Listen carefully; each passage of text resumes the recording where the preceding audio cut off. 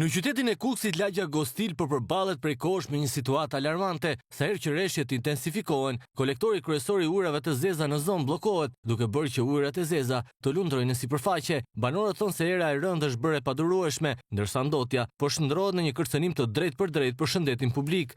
Është me probleme ujrave të zeza. Problemi është që 8 vite, është një problem jo për mua, po për gjithë lagjen. Tani unë kam qenë një ndër ato që kam shkuar kam raportuar të shnetësia, të ujësisë kanalizimi.